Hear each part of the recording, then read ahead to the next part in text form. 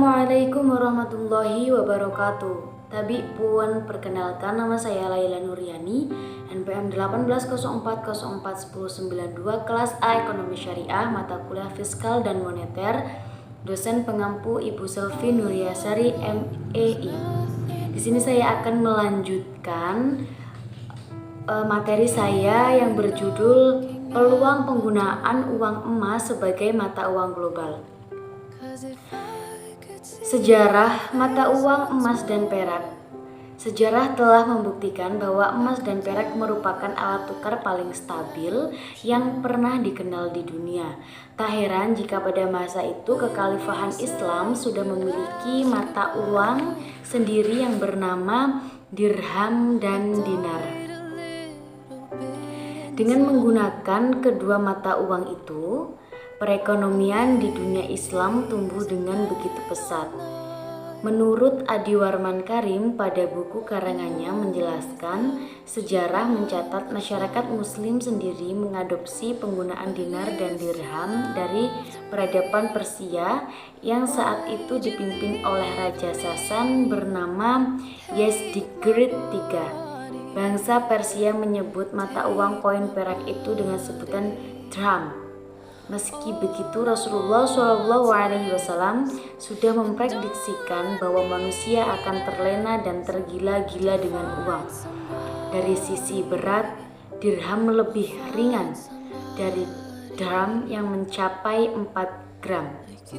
Sejak itulah tulisan Bismillah menjadi salah satu ciri khas koin yang dicetak oleh peradaban Islam.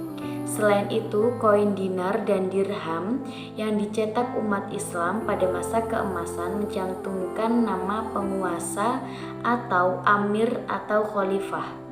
Fakta sejarah menunjukkan bahwa kebanyakan kepingan dinar dan dirham yang dicetak pada masa Khulafaur Rasyidin mencantumkan tahun Hijriah sebagai penanda waktu koin dinar atau dirham itu dicetak. Berdasarkan standar yang telah ditetapkan, berat 7 dinar setara dengan 10 dirham. Penulis mengutip pada buku karangan Iqbal Muhaimin, perak yang digunakan haruslah menggunakan perak murni dengan berat 3,0 gram. 3 tahun kemudian, kekhalifahan Islam di bawah kepemimpinan Abdal Malik kembali mencetak lagi dinar yang bobotnya berubah menjadi 4,25 gram, mengikuti standar yang diterapkan oleh Khalifah Umar bin Khattab radhiyallahu an pada tahun 75 Hijriah. Khalifah Abdal Malik memerintahkan Al-Hajjah untuk mencetak dirham dan menggunakan standar yang ditetapkan di era Umar bin Khattab.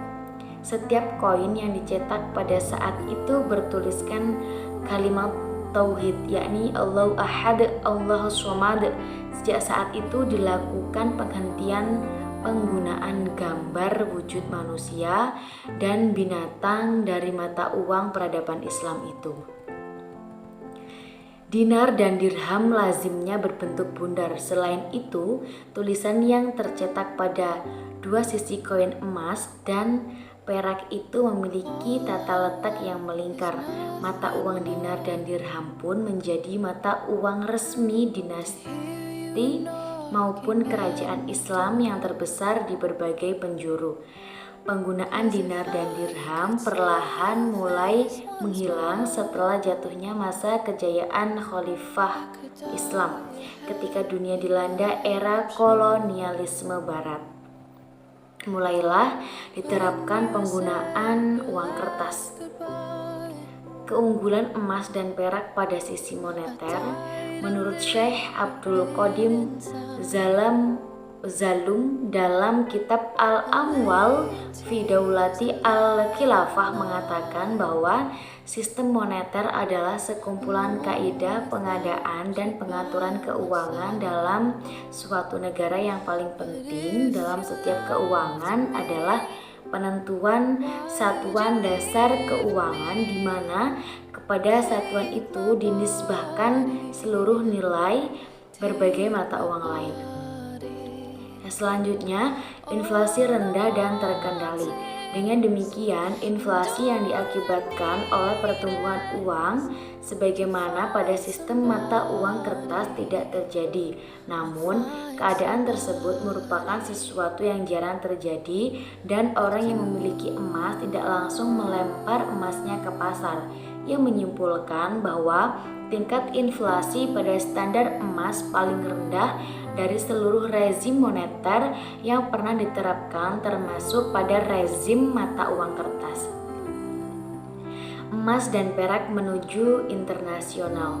Meskipun demikian, apabila kita memiliki niat yang lurus untuk mencari solusi dari problematika umat zaman ini dengan meneladani uswatun hasanah Rasulullah Shallallahu Alaihi Wasallam, kemudian kita beristiqomah di jalannya, insya Allah umat ini akan kembali berjaya seperti yang pernah ditunjukkan selama 14 abad lamanya, mulai dari zaman kenabian, zaman Khulafaur Rasyidin sampai jatuhnya kekhalifahan Utsmaniyah di Turki 82 tahun lalu.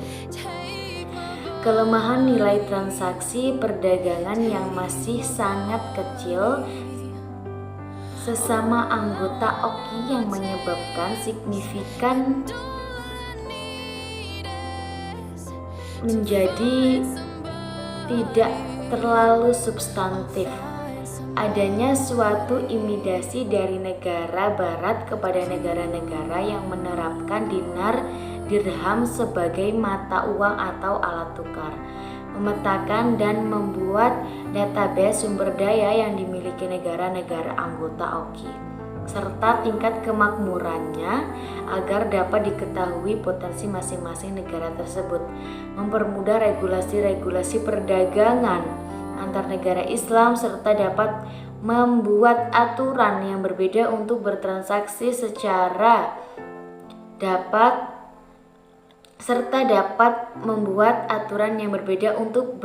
bertransaksi dengan negara-negara non-muslim, mempelajari penerapan euro sebagai mata uang negara-negara ini Eropa setelah melakukan analisis SWOT pada mata uang dinar dan dirham sebagai alat tukar internasional.